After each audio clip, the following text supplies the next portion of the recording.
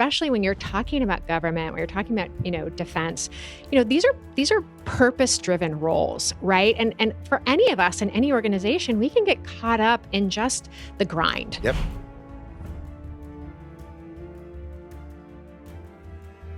Public servant, more than anything, I'm expected to make good decisions, informed decisions, evidence-driven decisions. How do I do that?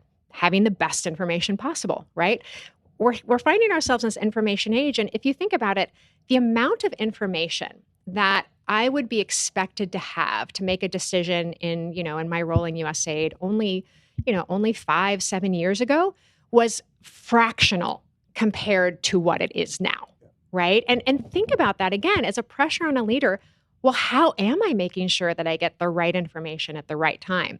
And, where this brought to me again and kind of thinking at this living system leadership idea was the fact that there's a major cultural issue with that. And what that is, to your point before, is that people in essence we've always thought about platforms and informations and things like that as kingdoms. Right? Or systems, right? There's a system of record. There's a system of this. And actually, we have an opportunity now to think about the fact that it's actually, instead of me being a system owner or kind of a kingdom owner, like, what if I was an information champion? Right? What if I was judged not by how many people are using this system or how much budget I have on it or any of that? What if I was judged by the value of the information that came out, right? Like an actual outcome. Yeah, it'd be crazy. Awesome, right? But if you think about it, the biggest threat to this is identity, right? Because what it requires for me as a leader to go like, you know what? It doesn't matter what system I'm using. It doesn't matter, what platform, what technology. What matters is, am I getting the best information, to the moment of the decision that it requires? And why I say that's an issue of identity is if you think about it, to your point, what I saw in a lot of my different teams before is people would come in and they'd be working on a system or they'd be working on a capability, really.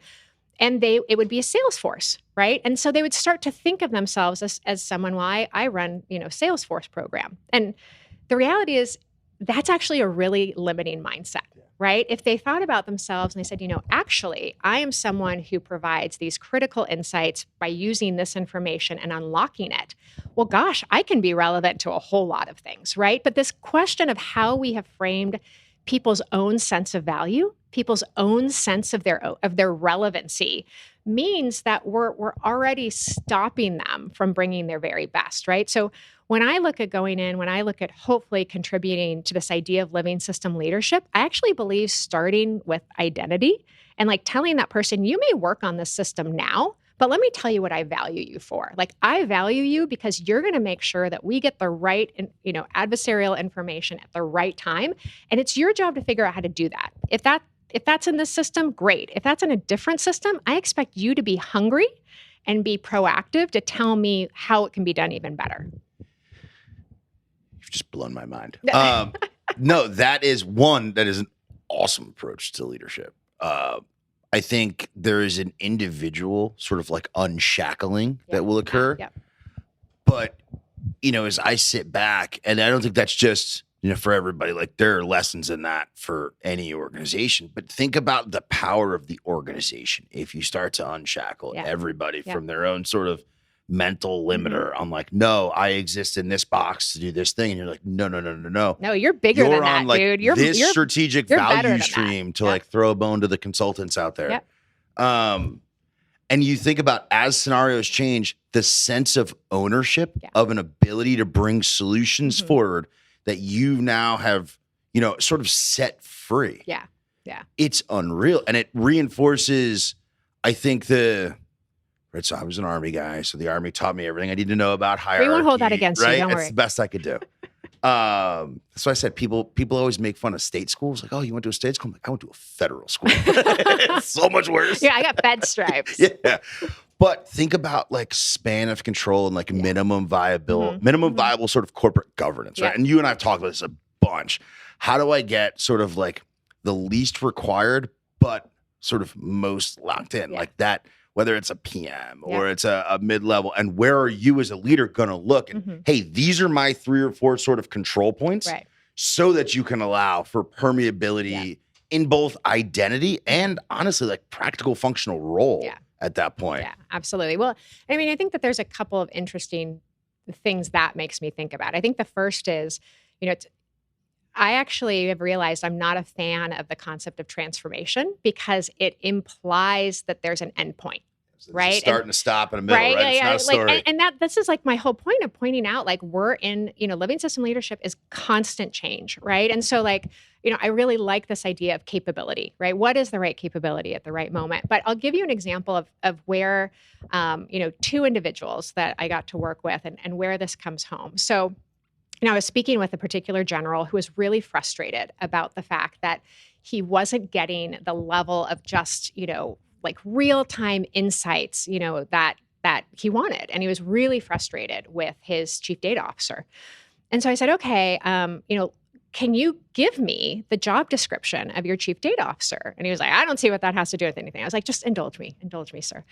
And, brought it out and I said, okay, I gave him, a red pen. I said, can you go through this job description and can you, put in red, circle anything that has to do with kind of control and security and in essence, fear, right?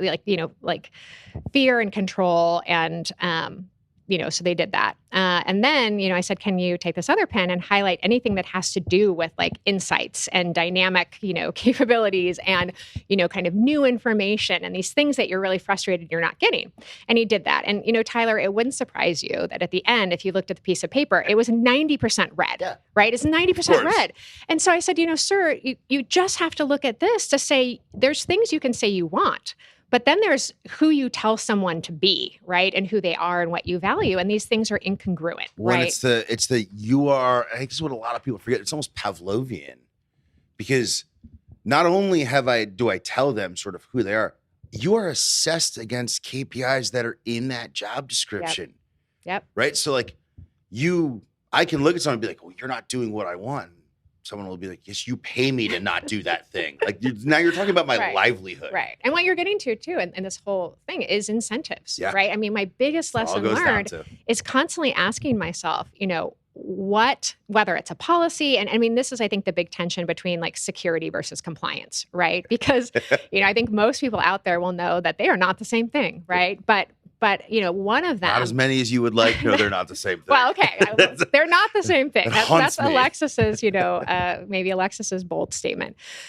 But I do think this idea of what are we telling people risk is, right? What are we incentivizing? What does this policy do versus that policy? And, a lot of times we just don't understand and we do all of these things that are quite good, but then we don't align the incentives, right? And so part of what I'm really thinking about when I get to go back in is what are the incentives, that really have to align with us, and not just for my people or, for the people that I serve and the units that I serve, but also for the vendors, right? For the partners, for the lawmakers, like what are the incentives? And I think for me that accepting the idea of, all right, if we're in a state of constant change, if we're in a state of just information being so critical and so key, I've got to think about those things as critical value drivers, right? Of the incentives that I create. Yeah, and I think you teased at it right there, but there's an aspect of, creation and establishment, and then there's like a supporting or enabling function of like education and awareness and communication and reinforcement, because just doing it, right? It's a tree falling in a forest. People are gonna be like, great, it's another leader making another change. Actually getting that behavioral change to stick, that's when you start to get into like a really interesting kind of frameworky approach. Well, and it was funny. I was with another force a couple weeks ago, and we were specifically talking about innovation culture and innovation strategy. And one of the things that I pointed out to them is that the way that government approaches, so there's 3 factors that you drive like the stickiness of change with, right? It's feeling, thinking, and doing. We are really good at assuming that by changing the doing, it will stick. And we don't spend any time on the thinking, and we certainly don't spend any time on the feeling. And the most interesting thing is that, so for me, when I do an as is and a to be model, with different stakeholders or different capabilities, you start with a really realistic acceptance of, all right, what are people doing right now versus what I want them to be doing? But what are they thinking right now? Like, what is the logic, that they're applying? And most importantly, what are they feeling? Because that feeling question gets you to be honest and gets them to be honest about their current state of identity versus who they can be and how they want to feel give about them wins too. Exactly. Right, a win isn't always like some political or rational thing in the workspace. Like there will be multiple times where that win is that emotional, like just raw human level pride. Yeah. Like pride, is powerful. And I think especially when you're talking about government, when you're talking about, defense, these are purpose-driven roles, right? And for any of us in any organization, we can get caught up in just the grind. Yep.